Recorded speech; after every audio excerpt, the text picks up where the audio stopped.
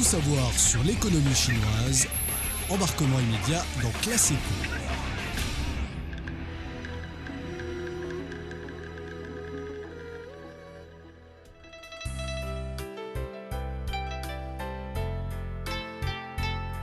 Bonjour à toutes et à tous, bienvenue dans ce nouvel épisode de Classe Éco. Je suis Rocco. Aujourd'hui, nous vous emmenons dans les montagnes du sud-ouest de la Chine, au cœur d'une révolution aussi discrète que prometteuse.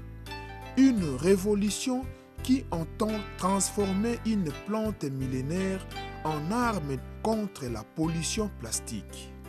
Imaginez un instant des pailles, des gobelets, des couverts, mais aussi des emballages industriels, des pièces automobiles et même des claviers d'ordinateur. Et si tout cela pouvait être fabriqué à partir des bambous, c'est le pari audacieux de la Chine qui a lancé en 2022 une initiative mondiale au nom évocateur, je cite, « Remplacer les plastiques par les bambous ». Fin de citation. Alors, simple effet de mode ou véritable tournant économique, quels sont les défis et les promesses de cette filière verte? C'est ce que nous allons explorer ensemble.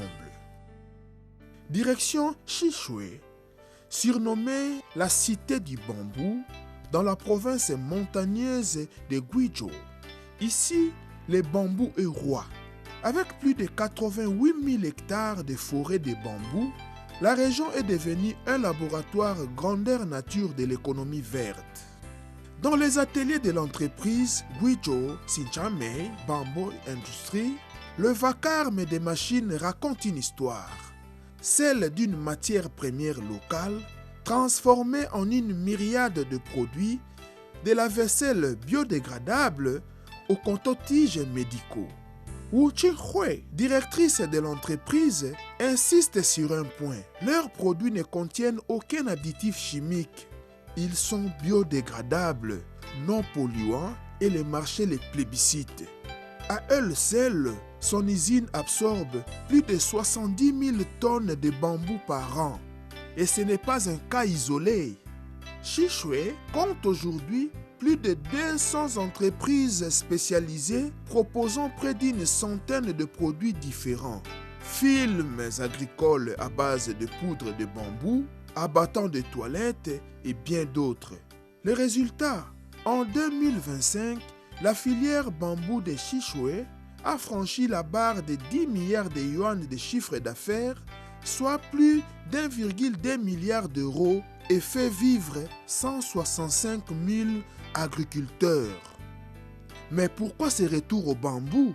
Eh bien parce que c'est un matériau aux qualités presque trop belles pour être vrai. Wang Ge, chercheur au Centre international des bambous et des rotins, nous éclaire. Le bambou pousse vite, très vite. Il atteint sa maturité en 3 à 5 ans, contre plusieurs décennies pour les arbres. Il est solide, biodégradable et surtout, c'est un puits de carbone exceptionnel. Une forêt de bambou fixe 1,33 fois plus de carbone qu'une forêt tropicale de montagne. C'est cette prise de conscience écologique, couplée aux législations mondiales contre les plastiques, qui a poussé la Chine à lancer son initiative internationale en 2022 avec le soutien d'organisations comme l'ONU ou le Fonds mondial pour la nature. Depuis, le gouvernement a accéléré les mouvements avec un plan d'action triennal et les applications se multiplient. Du quotidien, boutons couverts jetables, jusqu'au secteur de pointe, intérieur automobile, type composite pour les BTB ou encore équipements électroniques. L'innovation technologique est au cœur de cette transformation. Même les géants de la tech s'y mettent. Lenovo, par exemple, a commencé dès 2008 à introduire des emballages en fibres de bambou biodégradables. Autre exemple, dans la province du Jiangxi, l'entreprise Tiantiao Bamboo and Wood transforme les bambous en claviers d'ordinateur et en enceintes acoustiques. Alors, quel bilan tirer de ces plans d'action triennal? Selon l'Administration nationale des forêts et des prairies, la Chine compte aujourd'hui près de 8 millions d'hectares de forêts de bambou, produisant 150 millions de tonnes de matières premières par an.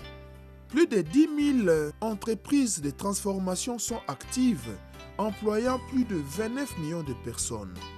En 2025, la valeur annuelle de l'industrie du bambou a dépassé les 520 milliards de yuan, soit environ 66 milliards d'euros. Pour les experts, l'initiative est remplacer les plastiques par les bambous est bien plus qu'une réponse à la pollution. C'est un levier de développement rural, de création d'emplois et d'augmentation de revenus locaux. Restent des défis à relever.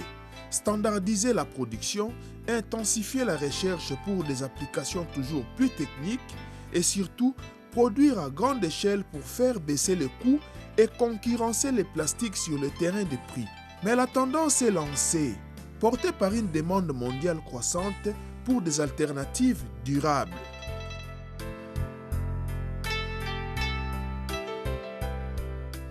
C'est tout pour aujourd'hui. Merci de votre écoute. Rendez-vous la semaine prochaine pour un nouveau décryptage de l'économie sur Classico.